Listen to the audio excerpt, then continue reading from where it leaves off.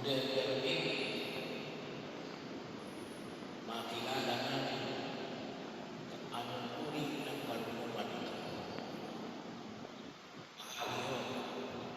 Kasi ngayong panahon na ito, lahat marunong. Lahat nagbibigay ng advice. Dami ngayong vlogger. Ang dami ngayong advice. Marami ngayong, kung tawagin natin ay financial advisor. Maraming mga filosofiya, gawa na pagpasok na tinatawag natin information technology. Lalo-lalo na ngayon. Kahit na AI, pwede kong tanongin. Marami nang nagagawa ngayon ng AI. Yung mga, kung tawagin natin ay chatbot. Kahit na nga pwede mo itanong. Pwede magbilang. Sabi nga ko sa Ebanghelyo, kanino nagkagaling ito?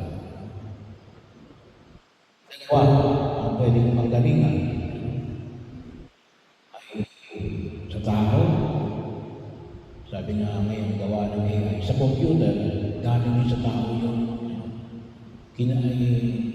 ano lang nila, tawagin natin ay pinroses sila. Pagpipagpip at mayroon lamang bahagi yung pinrogram pero galing din yun sa tao.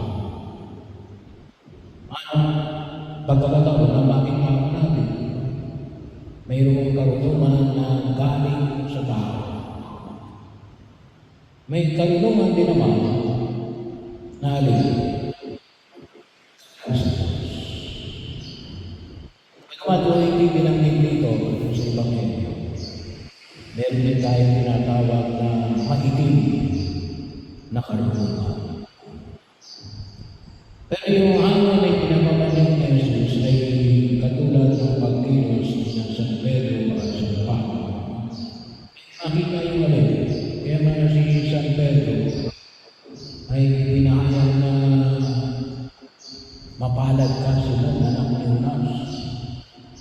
Bakit sabagat ang katotohanan ito'y hindi hinihayag sa iyo ng sino mang tao, kundi ng aking Ama nasa langit.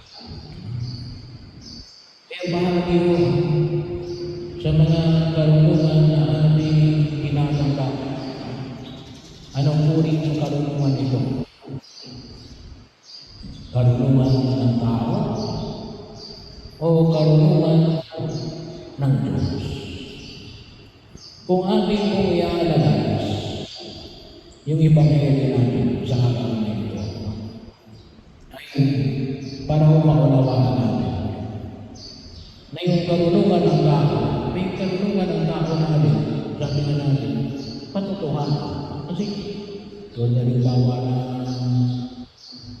sino ang anak ng tao, ayon sa mga tao, akala ng iba natin, si Juan Bautista kayo, si Elias kayo, o si Elias kayo, o isa sa mga propeta, may hawig doon. Bahagi niyo yun. Pero, ang tawag natin ay kabahagi na. Part and partial. Sino yung pinakatutali? Ayaw mo sa amin ito, kayo po ang Kristo. Yung pinapahayag. Yun ang ibig sabihin. Kasi yung salitang anak ng tao, yun ay pagkapahayag ng pagkilala na iniintay na Mesiyas na magliligtas sa sambayanan sang-ayon sa pamantayan na pananampalatayang Hudyo. At ipinahayag ni Pedro na ito ang anak ng tao sa Jesus na magliligtas sa sangkatauhan. bahagi yun ng ating pagtungkol ngayon na sa ating pagninilay at pagkasaksi ng katotohanan ay itulog natin sa Diyos. Pagkakataon na kung saan ay makita natin, kaya lang maging kumisan nga sa ilaw namin yung pagkilala na ito ay galing sa Diyos ay may mapagyan ng responsibilidad. Sapagkat yung tunay na kaalaman ay may kaakibat na pagkilos at pagtugon. Kaya nga nawa makita rin at yung mga kunutusin natin, yung mga nasa posisyon ay kunutusin ay meron silang responsibilidad na makita yung kabuuan ng katotohanan. At nawa makita nila ito, lalo na yung mga namumuno na makita nila yung katotohanan na galing sa Diyos. Kaya ito yung bahagi ng ating pagninilay sa araw na ito. Ano bang katotohanan ito? Katotohanan na galing sa tao o katotohanan na galing sa Diyos? At yung pangalawang araw na ito, itong katotohanan na ito na galing sa Diyos, kaya mo ba ito isang katuparan? Gamitin upang higit na makilala at paglingkuran ang ating Diyos. Kasi yung kaalaman ay hindi ho ipinagkakaloob sa atin. Simply for the sake of Allah, alam ko yan. Kasi yung hamon na ipinahayag ni Jesus, kaya nga yung salitang ipinamanig niya na ako ang katotohanan, ay hindi lang ako para makilala sa Jesus na katotohanan. Kinakailangan na ulit, may maliwanag at